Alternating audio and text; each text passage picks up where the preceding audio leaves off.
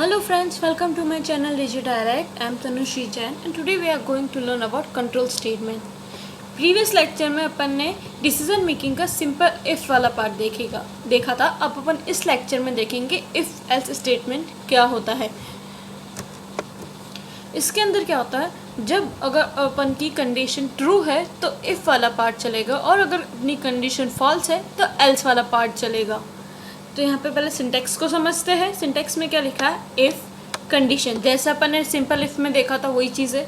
अगर वो कंडीशन ये सेटिस्फाई होगी तो मेरा ये वाला पार्ट चलेगा, यानी स्टेटमेंट 1।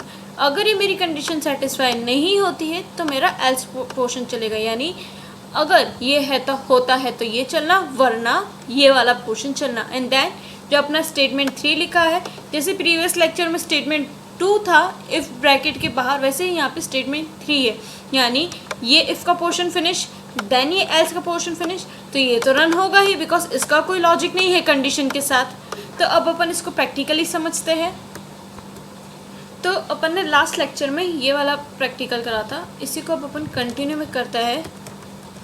एल्स पोर्शन लिखा मैंने और मैंने वर्ल्ड को डाल दिया एल्स वाले पार्ट में। ओके, अब यहाँ पे क्या है, कंडीशन क्या है अपनी, a इक्वल्स टू 5, 5 छोटा है 7 से, तो कंडीशन ट्रू है। तो देखना आउटपुट में आएगा सिर्फ हेलो, वर्ल्ड जो है वो लिखा हुआ नहीं आएगा। और एक और अपन रख देते हैं जिसका इन सब से कोई लॉजिक नहीं होगा, इनके बाहर यहाँ पे लिख देते हैं वेलकम। तो ड्राई रन में क्या होगा, ये कंडीशन जो है वो मेरी सेटिस्फाइड हो रही है, इसलिए सिर्फ हेलो आएगा और फिर वेलकम आएगा। तो अब अपन इसको प्रैक्टिकली रन करके देखते हैं। सबसे पहले कंपाइल होगा main.java,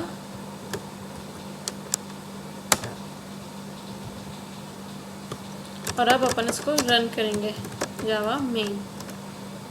देखा हेलो और वेलकम आया, वर्ल्ड वाला पोर्शन नहीं है बिकॉज वो एल्स पार्ट में था, और एल्स वाले पार्ट कब चलता है, अगर कंडीशन मेरी फॉल्स होती है तो। ओके, अब अपन यहाँ पे एक बार इवन ऑड प्रोग्राम बना के देखते हैं। ओके, अपन चेक करेंगे 5 जो नंबर है वो अपना इवन है या ऑड।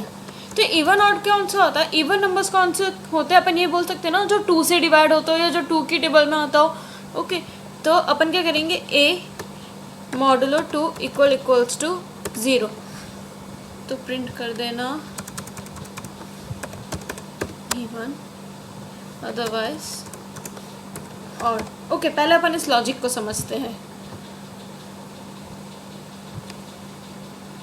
देखिए यहाँ पे क्या होगा, ये ले लेगा ए के अंदर मेरा 5 असाइन हो जाएगा, then a modulo 2 equals to 0 है। मॉडुलो क्या करता है, अपन को रिमाइंडर देता है। तो अपन क्या कर रहे हैं, जो नंबर 2 से डिवाइड हो जाए, यानी जो अगर नंबर 2 से डिवाइड हो जाएगा तो उसका रिमाइंडर 0 ही तो आएगा। तो यही अगर a जो है वो 2 से डिवाइड होने पर उसका रिमाइंडर जो है वो 0 आता है, यानी इसका रिमाइंडर जो है वो अगर 0 के बराबर है तो वो नंबर क्या हो गया मेरा, इवन नंबर। अगर उसका रिमाइंडर 0 नहीं आता है तो क्या नंबर हो जाएगा मेरा, ऑड। ये चीज़ समझ में आई। अब अपन इसको रन करें।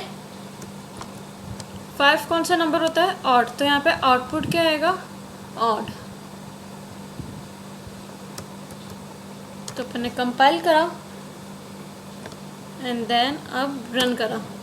देखिए ऑड आया और वो वेलकम, बिकॉज अपने वो इफ एल्स के बाद लिखा हुआ था इसलिए वो वेलकम तो लिखा हुआ आया है। तो ये अपना हो गया इवन ऑड का प्रोग्राम।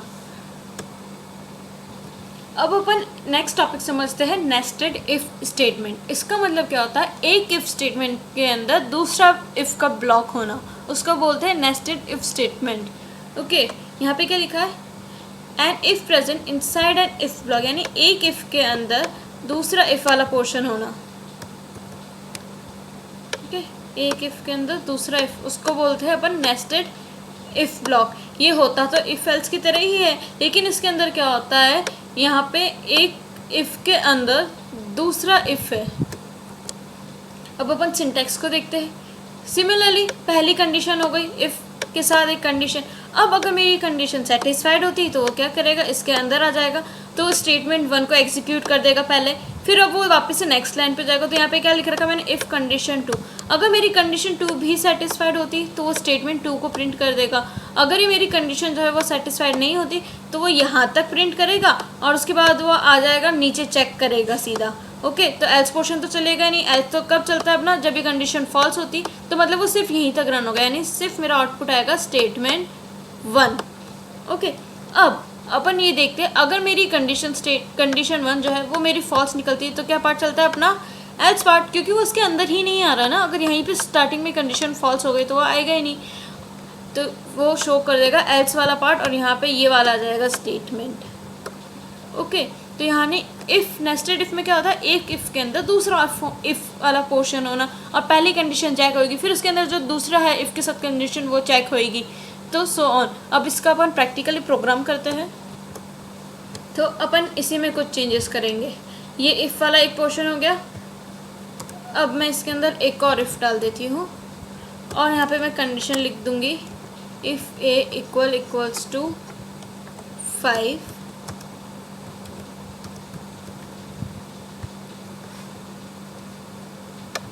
और यहाँ पे अपन कोई सेंटेंस प्रिंट करा देंगे।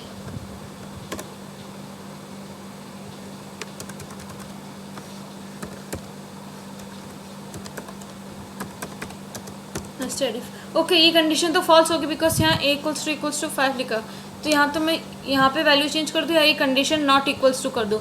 ओके, अपन नॉट इक्वल टू वाले साइन को यूज़ करते हैं। अगर ये मेरा 0 नहीं आता है रिमाइंडर, अगर रिमाइंडर 0 नहीं आएगा तो यहाँ पे क्या होगा, ऑड, एंड नीचे क्या आ जाएगा अपना इवन, बिकॉज अपन ने कंडीशन पूरी रिवर्स करी है, तो इस चीज़ को ध्यान देना। अब इसको एक बार अपन ट्राई रन करें कंपाइल करने से पहले, तो उस केस में क्या रहेगा अपना, देखिए सबसे पहले क्या होगा, वो देखेगा ए के अंदर क्या है। ओके, ए के अंदर अपन ने क्या असाइन कर रखा है, 5, यहाँ पे आया, ए के अंदर 5 असाइन हो गया। अब ये क्या करेगा, 5 को डिवाइड करके देखेगा 2 से और उसका रिमाइंडर 0 नहीं आता है ना, तो ये मेरी कंडीशन सेटिस्फाइड हो जाएगी। फिर वो इसके अंदर आ जाएगा बिकॉज कंडीशन मेरी सेटिस्फाई हो गई। कंडीशन सेटिस्फाई हो गई तो वो ये लाइन प्रिंट कर देगा। फिर वापस वो इस लाइन पे आएगा, ए की वैल्यू क्या है मेरी 5 है, तो ये कंडीशन भी सेटिस्फाइड हो जाएगी, इसलिए वो इसको भी प्रिंट कर देगा। एंड देन एच वाला पोर्शन तो चलेगा ही नहीं, एंड लास्ट वेलकम वाला पोर्शन है वो तो अपना चलेगा ही बिकॉज वो इफ़ एल्स के बाद लिखा है अपन ने। तब अपन इसको कंपाइल करेंगे एंड देन रन करते हैं। तो उसके लिए आउटपुट क्या आएगा अपना,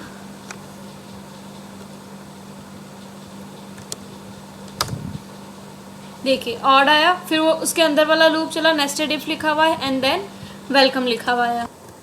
थैंक यू फ्रेंड्स। इस कंसेप्ट के रिगार्डिंग अगर कोई भी डाउट है तो कमेंट करें, सब्सक्राइब करें मेरे चैनल को एंड बेल आइकन प्रेस करें। अगर आपको वीडियो अच्छा लगा है तो इसे और शेयर करें अपने फ्रेंड्स लोगों से। Thank you.